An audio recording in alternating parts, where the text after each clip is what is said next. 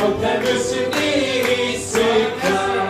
걸어가세 믿음 위에 서서 나가세 나가세 의심 버리고 걸어가세 믿음 위에 서서 눈과 위에 아무 증거 없어도 이 눈에 보기에는 어떤 일인지 이미 얻은 증거대로는 믿으며 이 맘에 의심 없이 살아갈 때 우리 소원 주 안에서 이루리. 걸어가세 믿음 위에 서서 나가세 나가세 의심 버리고 걸어가세 믿음 위에 서서 눈과 위에 아무 증거 없어도 당신의 거룩함을 두고 맹세하. 주 하나님 아버지는 참 미쁘다.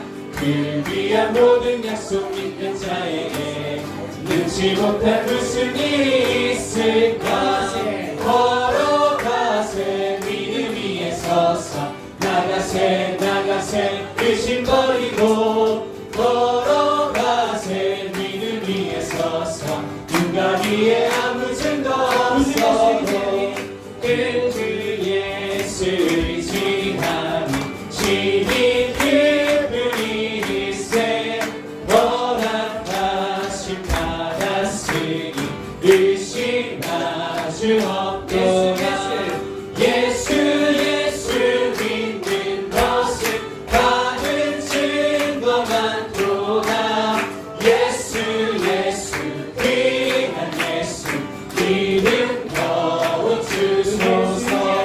그 주 예수 의지하며 죄악 벗어버리네. 많이 받고 영생하며 주께 모두 얻었네. 예수 믿는 것은 받은 증거만 도다. 예수 귀한 예수 믿음 더욱 주소서. 그 주 예수 의지하며 구원함을 얻었네. 영원 늙은 지나도록 함께 되시리로다. 예수 믿는 것은 받은 증거만 도다. 예수 귀한 예수 믿음 더욱 주소서. 그 주 예수 의지하여 죄악 벗어버리네. 많이 받고 영생하며 주께 모두 얻었네. 예수 믿는 것은 받은 증거만 도다. 예수 귀한 예수 믿음 더욱 주소서. 그 주 예수 의지하여 구원함을 얻었네. 영원 늙음 지나도록 주여 함께 하소서. 예수 믿는 것은 받은 증거만 도다. 예수 귀한 예수 믿음 더욱 주소서. 예수 믿는 것은 받은 증거만 도다. 예수 귀한 예수 믿음 더욱 주소서.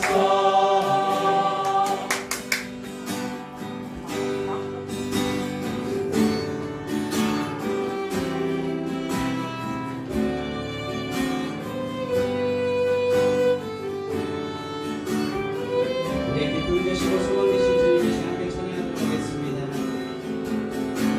나의 기쁨 나의 소망 되시며 나의 생명이 되신 주 밤낮 불러 찬송을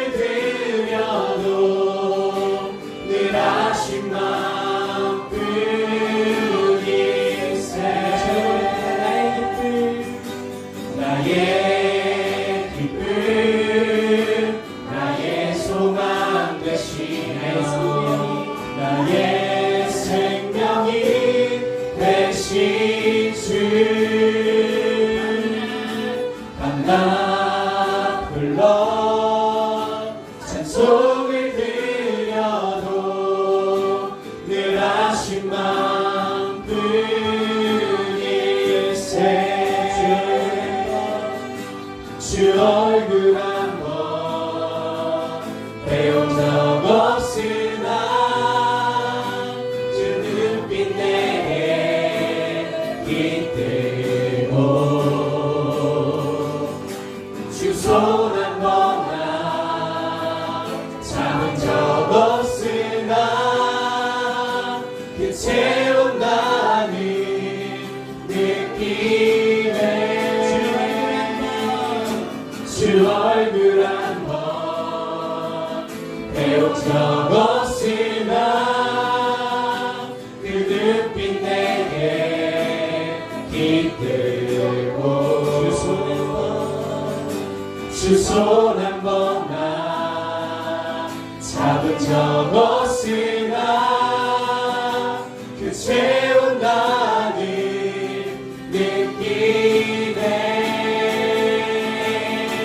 나의 기쁨 나의 소망 되시며 나의 생명이 되신 주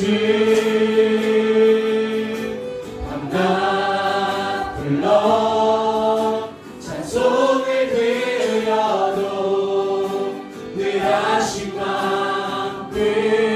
마음뿐일세 나의 소망 되시며 나의 기쁨 나의 소망 되시며 나의 생명이 되신 주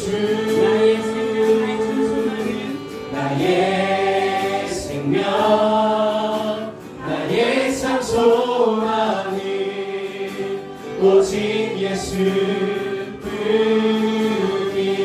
예수뿐일세 나의 생명 나의 삶 소망은 오직 예수뿐일세 아멘. 지금 마지막 찬양하시고 예배위에서 기도하도록 하겠습니다.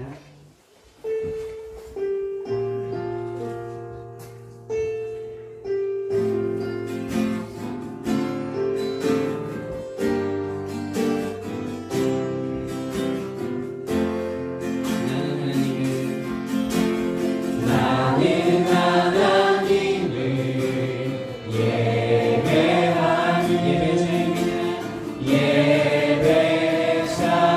예배자입니다. 내가 서 있는 곳 어디서나 하나님을 예배합니다. 내 영혼 거룩한 은혜를 향하여 내 마음 완전한 하나님 향하여 이곳에서 바로 이 시간 하나님을 예배합니다. 나는 하나님을 예배하는 예배자입니다.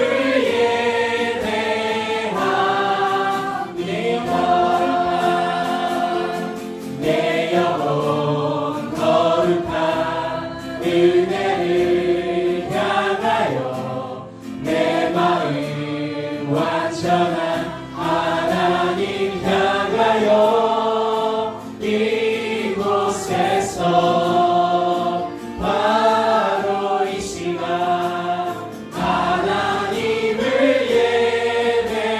예배합니다.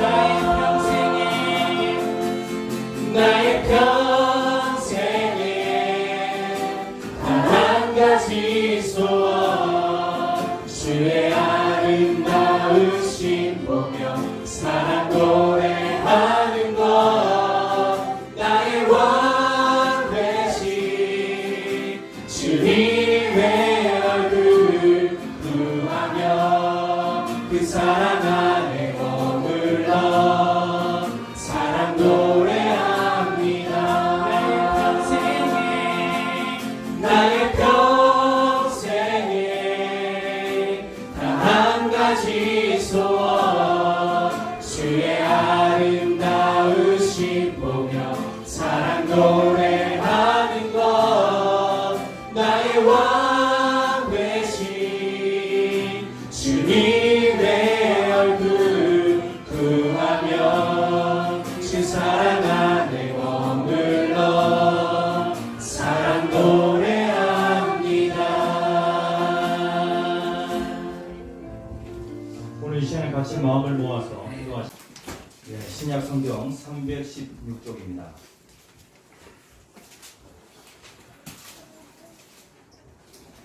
다 찾으신 줄 알고 합독하시겠습니다. 또 아비들아 너희 자녀를 더럽게 하지 말고 오직 주의 교훈과 훈계로 양육하라. 아멘. 5월 한 달은 가정의 주일로 우리가 한 달 동안 가족의 힘이라는 주제를 가지고 같이 은혜를 나누고자 합니다. 오늘은 이제 첫 번째 시간인데 오늘은 어린이 주일입니다. 오늘 제목 같이 한번 읽어봅시다. 시작. 아비들이여. 오늘 이 시간에는 아비들이요. 그리고 또 다음 시간에는 자녀들이요. 그 다음에 그 다음 시간에는 남편들이요. 그 다음 시간에는 아내들이요. 라는 제목으로 은혜를 나누고자 합니다. 세상에 자녀 교육과 관련된, 자녀 양육과 관련된 많고 많은 책들이 있습니다. 여러분들 자녀 교육과 관련해서 어느 정도의 그 책을 읽으셨습니까? 여러 가지 육아법들이 있는데요. 그 내용이 정말로 많아요. 그리고 시대에 따라서 어떤 시대는요 통제를 강조하고 또 어떤 시대는 자유를 강조하고 그리고 또 너무 또 자율적으로 치우치게 되어지면 다시 통제를 강조하게 되어지고 오늘 이 시대는 자유를 상당히 많이 강조를 해요. 그러다 보니까 여러 가지 문제들이 많이 일어나고 있습니다. 그러니까 다시 자녀 교육과 관련해서 통제라고 하는 이 부분으로 점점 옮겨가지 않겠나라고 하는 그런 생각을 하게 되었습니다. 시대는 변하지만은 하나님께서 우리에게 자녀 교육 대헌장으로 주신 성경 구절이 있습니다. 바로 에베소서 6장 4절에 있는 말씀입니다. 이 한 구절을 여러분들이 마음속에 심고 그리고 또 이 말씀대로 살려고 하면은요 세상에 자녀 교육과 관련된 많고 많은 책들 그 책 다 읽지 않는다고 할지라도 이 한 구절의 말씀이 더 능력이 있어서 여러분들의 가정을 그리고 여러분들의 자녀 그리고 또 여러분들 부모 되신 여러분들을 새롭게 하리라고 확신합니다. 미네소타 주의 그 범죄위원회에서 이러한 그 보고서를 작성하였습니다. 이게 상당히 오래전에 그 작성되어진 보고서인데 그런데 그 내용을 보면은요 모든 아기는 작은 야망인으로 인생을 시작한다는 것입니다. 아이의 그 마음 가운데 무엇이 있냐면은 문제아로서의 그런 인자가 있다는 거예요. 아이들 가만히 살펴보면은요 아이들은 전부 다 자기 마음대로 하려고 합니다. 아이들 그 속을 가만히 들여다보면 고집이 있어요. 그래가지고 자기의 그 고집대로 자기 마음대로 되어지지 않으면 아이들이 울기도 하고 보채기도 하고 물건을 집어 던지기도 하고요. 그거 뭔가 가르쳐줬습니까? 가르쳐주지도 않았는데 자기 마음대로 되지 않으면 이렇게 반응을 한다는 것입니다. 이렇게 되었을 때에 아무런 교육하지 않고 아무런 양육을 해주지 않으면 아이들은 어떻게 되어지냐면은 자연스럽게 아이는 문제아가 되어지고 그리고 그 아이는 범죄자가 되어질 수 있다는 것입니다. 그래서 성경은 우리에게 이 바울 사도를 통해서 자녀 교육 대헌장 에베소서 6장 4절에 있는 이 말씀을 우리에게 주셨습니다. 그래서 이 말씀을 정말로 귀하게 여기고 어떠하든지 아이들은 자기 마음대로 크면 안 된다. 자기 원하는 대로 그렇게 크면 안 된다라고 하는 것을 꼭 기억하면서 이 말씀대로 자녀들을 잘 양육해야 되겠습니다. 아멘. 아멘. 이 문제아가 되지 않도록 하려고 하면 어떻게 해야 하는가? 하버드 대학교의 그 교수진들이 5, 6세의 아이가 문제아가 될 수 있는가라고 하는 그런 질문을 가지고 연구를 하였어요. 그래 연구를 해서 이제 내린 그 결론이 무엇이냐면은 문제아가 되지 않도록 하려고 하면 어떻게 해야 되는가? 우리 자녀가 문제아가 되면 안 되잖아요. 문제아가 되지 않도록 하려고 하면 어떻게 해야 되는가? 이렇게 이제 한 4가지 정도로 결론을 내리게 되어집니다.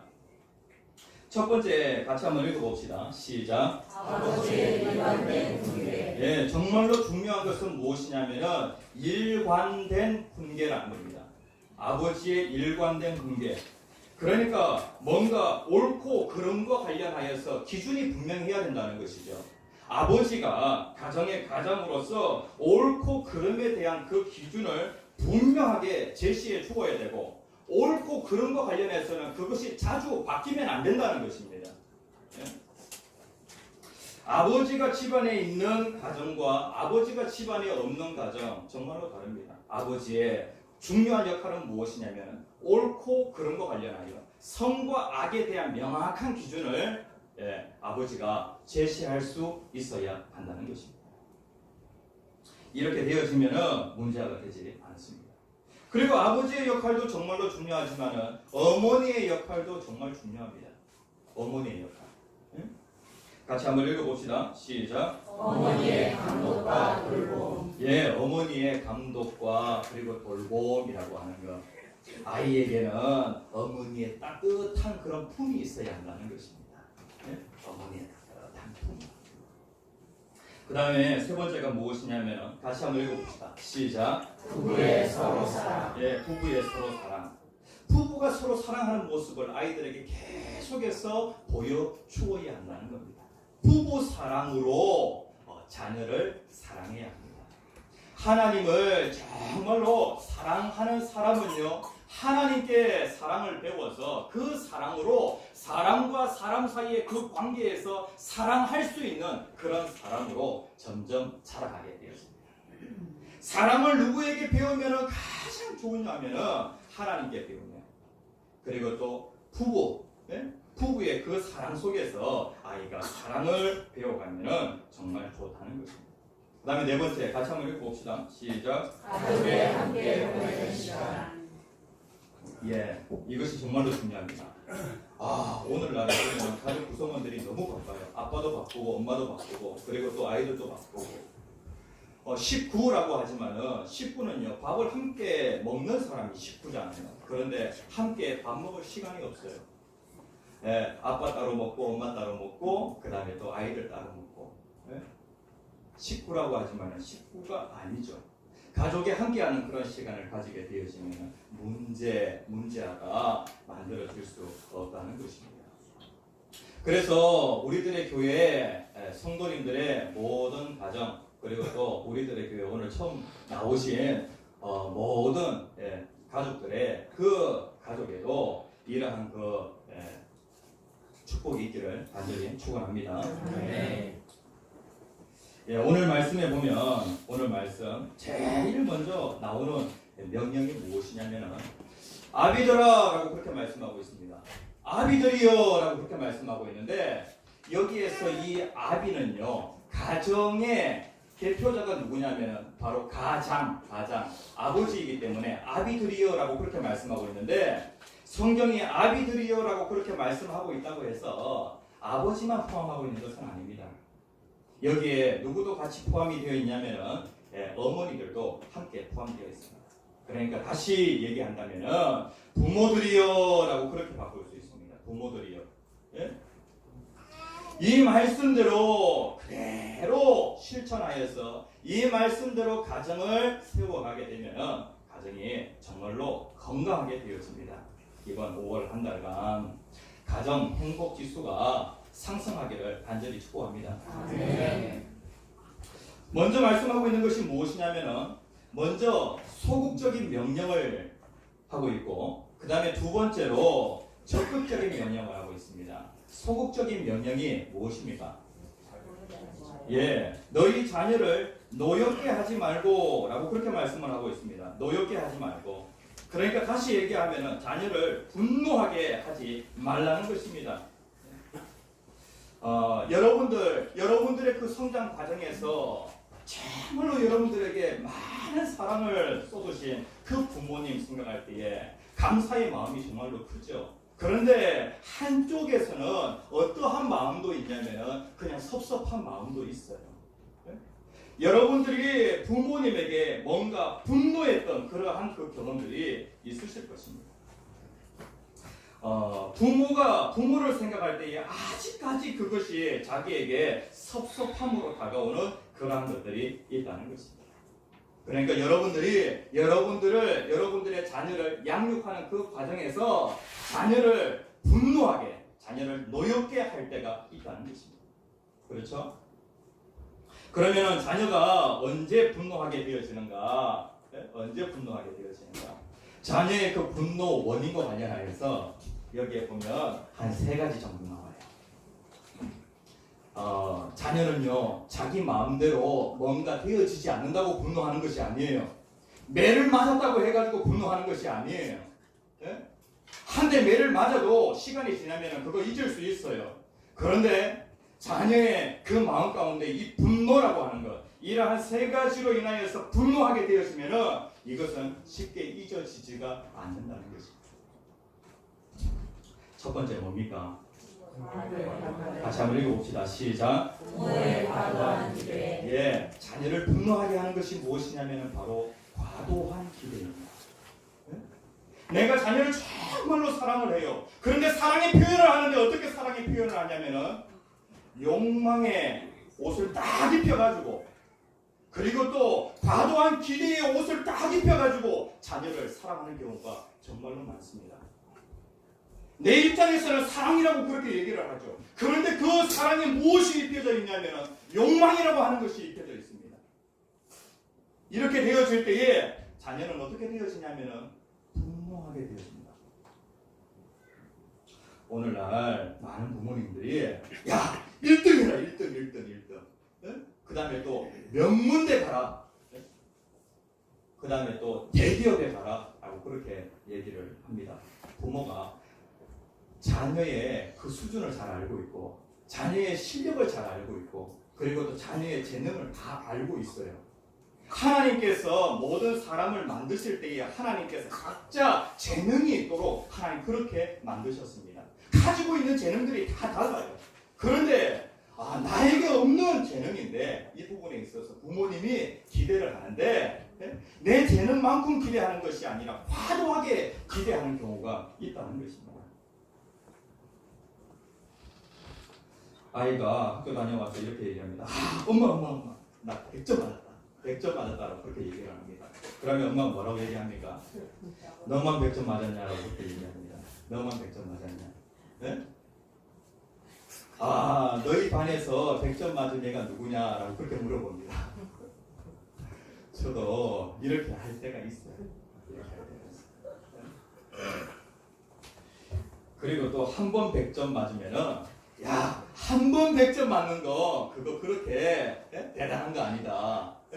계속 100점 맞아야 된다라고 그렇게 얘기를 합니다. 그래 부모님은 자녀가 영원한 챔피언이 되기를 간절히 소원합니다.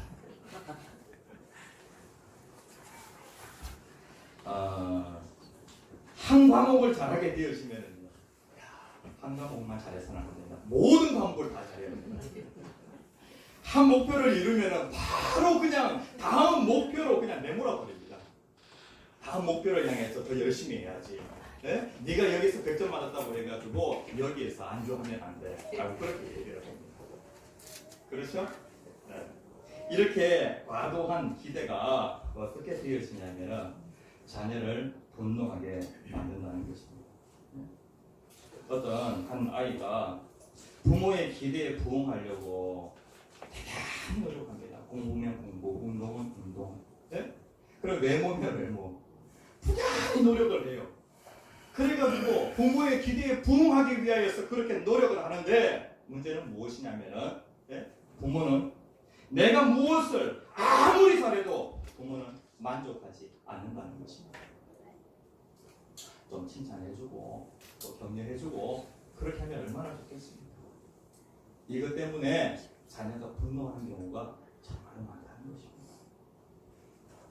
그다음에 두 번째 같이 한번 읽어봅시다. 시작. 지나친 보호. 예, 지나친 보호. 아이의 그 모든 위험 요소를 다 차단해 버리는 겁니다. 우리들의 교회에 많은 아이들이 옵니다. 아이들 오늘 저 산에 올라가더라고요. 산에. 산에. 그런데 이제 어떤 엄마들은 얘기를 합니다. 저 산에 올라가면 안 돼. 뱀이 있을 수 있다. 그 다음에 또 아이들이 이렇게 이제 조용히 산에 올라가는데, 야, 산에 올라가면은 가시 있고 그러니까 찔려가지고 피난다. 이것도 하면 안 된다. 저것도 하면 안 된다. 이렇게 하면은요. 아이가 어떻게 됩니까? 숨을 못 쉽니다. 지나친 보호는 어떻게 되어지냐면은 자녀가 스스로 해야 할 그러한 그 자기 책임감이라고 하는 것이 점점 커져가야 하는데 그 모든 것들을 부모가 다 해주게 되어지면은 아이가 숨이 막혀가지고 살 수가 없습니다. 아니 선의의 과보호가 부모 입장에서는 선의의 과보호라고 할 수 있겠죠. 그런데 이것이 아이를 숨 못 쉬게 만들 수가 있다는 것입니다. 제발 숨 좀 쉬고 살았으면 좋겠다라고 그렇게 자녀가 분노하게 되어진다는 것입니다. 그 다음에 세 번째 같이 한번 읽어봅시다. 시작. 부모의 편에. 네, 부모의 편에. 여러분들 자녀 둘 이상이 있으면은 그 자녀들 똑같이 사랑하십니까? 네? 똑같이 사랑 잘 됩니까? 안 됩니까? 자녀가 둘 이상이 되면 자연스럽게 부모의 마음이 한쪽으로 기울어집니다. 자연스럽습니다. 저희가 자녀가 5이 있습니다. 5 있는데 아이들에게 그 사랑이 기울어지면 안 됩니다. 어느 한쪽으로 기울어지면 안 됩니다. 첫째에게 기울어집니다. 아니면은 막내에게 기울어집니다. 안 그러면 특별히 예쁜 아이에게, 순종 잘하는 아이에게 기울어진다든지 남자에게 기울어진다든지 그렇게 하면은 안 된다는 것입니다. 근데 이게 정말 어려워요. 저도 부모의 입장에서 이 부분이 정말로 어렵다는 것입니다. 이 아이들이 여러 명의 그 아이들이 동일하게 엄마 아빠가 나를 사랑하고 있구나 라고 하는 것을 느낄 수 있도록 때로는 아이들 한 명씩 데리고 나가서 데이트도 하고 그러면서 그 아이가 엄마 아빠가 나를 사랑하고 있어 라고 그렇게 느낄 수 있도록 그렇게 이런 감정을 느낄 수 있도록 하는 것이 지혜라는 것입니다. 한쪽만 사랑하게 되어지면은 자녀의 마음에 상처가 생기게 되어집니다. 분노가 생기게 되어집니다. 한쪽만 사랑하게 됩니다. 그리고 옆에 형제가 있는 상황에서 야 언니 좀 봐라, 야 형 좀 봐라 라고 하면서 비교하게 되어지면은요 어떻게 되어지냐면은 자녀의 마음에 분노가 일어나게 되어집니다. 성경에 보면은 이와 비슷한 이야기들이 정말 많습니다.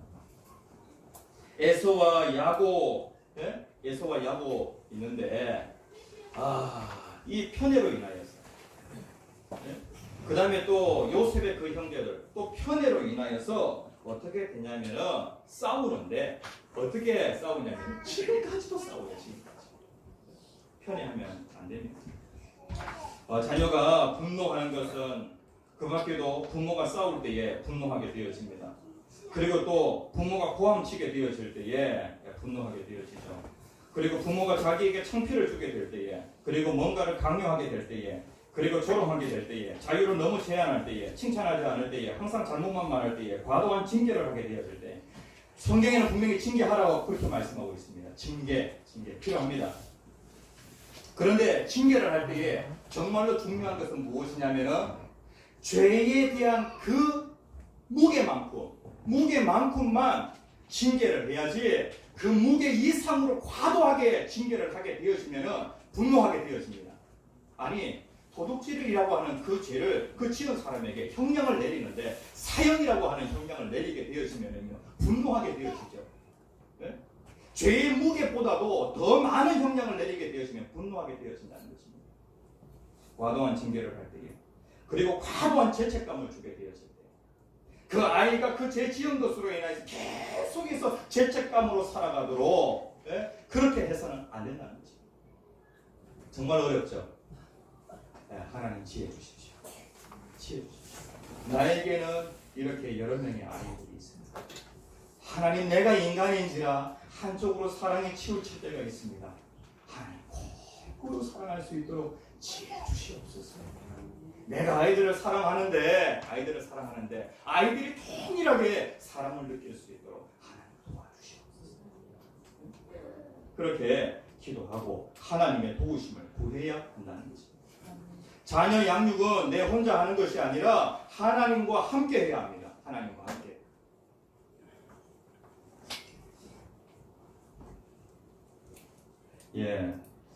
첫 번째는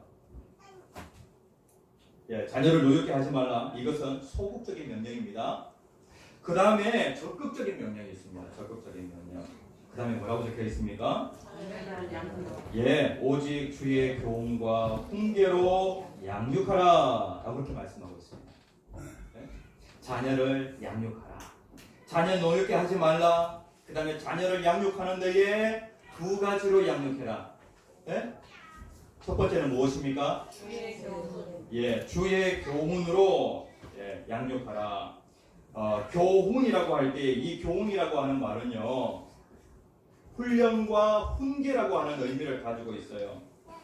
교육이라고 하는 말은 어떠한 뜻을 가지고 있냐면은 이렇게 하라고 가르쳐 주는 것이 바로 교육이에요. 교육과 훈련은 좀 달라요. 성경에서 말씀하고 있는 이 교훈은요, 무엇이냐면은 훈련을 얘기해요. 훈련. 교육을 얘기하는 것이 아니라 훈련을 얘기해요. 훈련은 무엇이냐면은 이렇게 하라고 얘기해주고 그렇게 했는지 확인까지 하는 것이 바로 훈련이에요. 훈련. 군대에서 훈련하잖아요. 훈련할 때에 이렇게 하라고 가르쳐 줍니다. 그리고 나서 이렇게 했는지 잘하는지 확인합니다. 아이를 바르게 양육을 하려고 하면은 교훈해야 합니다. 교훈. 그냥 한번 가르쳐 준 것으로서 그냥 이렇게 끝내버리면 안 됩니다. 잘하는지 다시 확인하고 잘하는지 다시 확인하고 그렇게 해야 아이가 바른 길로 갈 수가 있습니다. 그 다음에 훈계라고 할 때에 훈계는 무엇이냐면은 경고, 교정해 주는 것. 그러니까 쉽게 얘기해서 이게 그냥 비슷한 말이에요. 교훈이라고 하는 것은 무엇이냐면은 이렇게 가라 라고 하는 것이 교훈이에요. 그리고 이렇게 가고 있는지 확인하는 것, 그것이 바로 교훈이에요. 그리고 훈계라고 하는 것은 무엇이냐면은 잘못된 길로 가고 있을 때에 그 길로 가면 안 돼 라고 그렇게 가르쳐 주는 것이 바로 훈계예요. 훈계. 이렇게 가라 라고 얘기하는 것이 교훈이고, 훈계는요, 그렇게 가면 안 돼 라고 그렇게 얘기해 주는 것이 바로 훈계예요. 우리가 자녀를 양육하는데 이 두 가지가 필요합니다. 교훈과 훈계로 양육하라 라고 그렇게 말씀하고 있습니다. 자녀가 뿌리를 깊이 내릴 수 있도록 그렇게 잘 양육하시라는 것입니다. 솔로몬 왕, 참 지혜로운 사람이잖아요. 그런데 이 솔로몬 왕은 자녀 교육에 있어서 다음에 세워질 그 왕과 관련하여서 그가 관심이 많았어요. 그래서 특별히 그 자녀에게 주기 위하여 쓴 책이 무엇이냐면 바로 잠언이라고 하는 책입니다. 그러니까 잠언은 어떤 책이냐면 왕을 만드는 책입니다. 왕을 만드는 책. 왕으로 세워지려고 하면은 어떻게 왕으로 세워지냐면은 이렇게 가정 안에서의 그 교훈과 훈계가 정말로 중요하다는 것입니다. 잠언 26장 6절에 있는 말씀 같이 한번 읽어봅시다. 시작. 마땅히 행할 길을 아이에게 가르치라. 그리하면 늙어도 그것을 떠나지 아니하리라. 예, 마땅히 행할 길을 가르치라 라고 그렇게 말씀을 하고 있어요. 분명하게 말해주라는 것입니다. 분명하게 말해주지 않으면 자녀들은 자기 마음대로 자라가게 되어집니다. 그러면 자연스럽게 범죄자가 되어지죠. 마땅히 행할 길을 아이에게 가르치라. 그리하면 늙고 그것을 떠나지 아니하리라 라고 그렇게 말씀을 하고 있습니다. 그러니까 어린 시절부터 바로 잡아 줘야 한다는 것입니다. 솔로몬이 잠언 22장 15절에서 또 이 말씀을 합니다. 같이 한번 읽어봅시다. 시작. 아이의 마음에 미련한 것이 없었으나 신뢰하는 자식이 이를 원리 쫓아내리라. 예, 아이의 마음에는 무엇이 있다고요? 미련한 것이 있다는 겁니다. 미련한 것. 내 마음대로 하면 안 되는데 이 고집이라고 하는 것, 예? 이것대로 살아가게 되어지면은요 하나님께도 사랑 못 받고 그리고 다른 사람들에게도 사랑 못 받습니다. 아이의 마음 가운데 이러한 미련한 것이 있다는 것입니다. 그러니까 싫어하는 그런 마음. 이거 해라 그렇게 얘기하면은 싫어요. 저거 해라 라고 하면 싫어요 라고 그렇게 얘기합니다. 그래가지고 무엇대로? 자기 마음대로 하려고 합니다. 그러니까 아이의 마음에는 미련한 것이 얽혀 있다는 것입니다. 얽혀 있다. 그러니까 어떻게 하라고요? 예, 징계하는 채찍이 이를 멀리한다는 것입니다. 징계하는 채찍. 오늘날 교육 현장에서 체벌을 금하고 있습니다. 그런데 성경은 체벌을 얘기합니다. 왜냐하면은 아이의 마음 가운데 있는 그 미련한 것 쉽게 잘 없어지지 않습니다. 예, 시편 51편 5절 말씀에 보면 다윗이 이렇게 고백을 하고 있어요. 하나님의 마음에 합한 사람이라고 하는 그 다윗이 이런 얘기를 합니다. 내가 죄악 중에서 출생하였으며 어머니가 죄중에 나를 잉태하였나이다. 내 속에 무엇이냐면 죄의 본성이라고 하는 것, 철저히 이기적인 그런 본성이라고 하는 것이 있다는 것입니다. 네? 그래서 정말로 믿음의 가정 그리고 믿음의 사람은 자녀를 양육함에 있어서 무엇을 정말로 중요하게 생각하냐면 자녀의 마음 가운데 있는 그 미련한 것을 다스리는 것, 이것을 정말로 중요하게 생각합니다. 결혼하신 분도 계시고 자녀를 다 키우신 분도 계시고 이 말씀을 조금이라도 빨리 들었으면 얼마나 좋았겠나라고 하는 그런 그 후회도 아마 계실 것입니다. 그리고 또 가정을 이룰 준비를 하고 있는 그런 분들도 계실 것입니다. 성경에 기독교 역사 가운데 수잔나 웨슬리라고 하는 한 여인이 있습니다. 이 여인은 자녀를 정말로 많이 낳았어요. 요한 웨슬레, 감리교의 그 창시자 요한 웨슬레라고 아시죠? 이 요한 웨슬레의 어머니가 바로 수잔나 웨슬레입니다. 그런데 이 수잔나 웨슬레가 많은 자녀를 낳았는데 이 자녀가 한 17명 정도 되는데 상당히 많아요. 그런데 중요하게 생각했던 것이 무엇이냐면은 아이의 고집을 다스리는 거예요. 아이의 고집. 만약에 아이의 고집을 다스리는 부모라고 한다면은 이 부모는 하나님과 함께 일하는 사람이고, 그리고 아이의 고집을 그냥 내버려두는 그 부모는 어떠한 사람이냐면은 마귀 사탄과 함께 일하는 사람이다. 이렇게. 그러니까 아이를 다스릴 때 아주 어릴 때는 엄하게 다스렸다는 것입니다. 무엇 때문에요? 고집 때문에. 그리고 아이가 한 5살이 넘어가면서 그때부터는 아이에게 일체 매를 들지 않았대요. 그런데 그 시기가 최고로 중요합니다. 저도 이제 요즘 갈등이 생깁니다. 다섯째가 이제 막 도를 지났습니다. 1년을 딱 지났습니다. 그런데 이제 이 고집이라고 하는 것이 조금씩 올라옵니다. 먹는데 그냥 건강한 음식을 먹으려고 하지 않아요. 단 걸 먹으려고 합니다. 무조건 달아야 합니다. 단 음식만 계속 먹게 되어지면 그 몸이 망가집니다. 망가지게 되어지죠. 네? 그러니까 과자도 좀 먹고 그다음에 아이스크림도 좀 먹고 그렇게 하다 보니까 몸에 막 두드러기가 일어나는 거죠. 그렇죠? 이렇게 하면 안 되잖아요. 그런데 아이는 계속해서 고집을 피웁니다. 그거 달라는 거예요. 네? 야, 이제 고집을 꺾을 때가 왔구나. 네? 매를 들 때가 왔구나. 근데 매를 들 때 정말로 중요한 것은 아이가 분노하지 않도록 매를 드는 것이 정말로 중요합니다. 네? 그리고 아이의 몸에 가능하다면 상처가 남지 않도록 그렇게 매를 드는 것이 정말 중요합니다. 그리고 아이의 죄의 그 형량만큼 매를 드는 것이 정말로 중요합니다.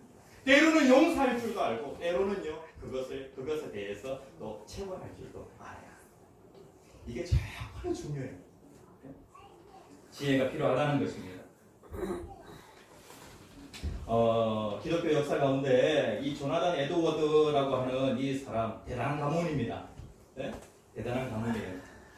이 사람과 동시대에 살았던 사람이 있는데 거의 비슷해요. 같은 시대, 같은 지역, 같은 경제력, 같은 가족수, 뭐 비슷한 그런 가족수를 가지고 있어요. 그런데 쭉 시간이 지나가지고 두 가문이 어떻게 되었는가? 한 가문에는 부통령이 한 사람이 나오고 상원의원 4사람, 대학 총장 12사람, 대학 교수 65명, 의사 60명, 목사 100명, 군인 이렇게 있어요. 그런데 이 마커스 슐처라고 하는 이 사람의 가문에는 전과자 96명, 알코올 중독자 58명, 청년 65명, 빈민 280명 이렇게 있어요. 네? 뭐냐 하면은 한 가정은 하나님의 말씀에 딱 기초를 두고 그렇게 자녀를 양육했고 그리고 한 가정은 그런 것과 전혀 상관없이 그렇게 양육을 했다는 것입니다. 그런데 조나단 에드워드의 그 어머니 사라라고 하는 사람도 수잔나 웨슬리와 같이 참 성경적인 지혜가 있는 그 어머니입니다.